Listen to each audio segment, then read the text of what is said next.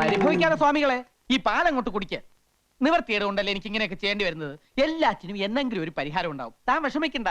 താടിയും മുടിയും വെച്ച് കെട്ടി ഇങ്ങനെ ഫാൻസി ഡ്രസ് കളിക്കാനേ ഇനി എന്നെ കിട്ടുവേല കേട്ടാ.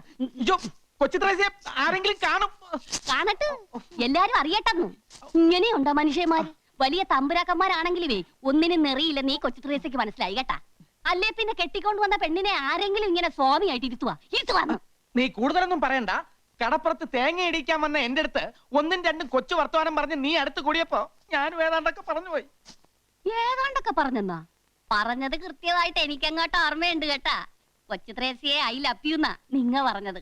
ഈ ഐ ലവ് യു എന്ന് പറഞ്ഞാൽ ഉടനെ കെട്ടിക്കോണോന്നാണെങ്കിൽ കേരളത്തിലെ എല്ലാ ആണുങ്ങൾക്കും 10ഉം 15ഉം ഭാര്യമാര് കണ്ടേനെ. ഇനി ഇഷ്ടപ്പെട്ടു ഒന്ന് എന്നെ ഇരിക്കട്ടെ. എന്ത് അപരാധം ചെയ്തിട്ടാ നിന്റെ അപ്പം വർക്കി എന്നെ ഓടിച്ചിട്ട് പിടിച്ച് രജിസ്റ്റർ ഓഫീസിൽ കൊണ്ടുപോയി എന്നെ കെട്ടിച്ചത്?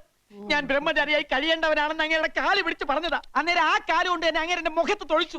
എന്നിട്ട് എന്നെ ഭീഷണി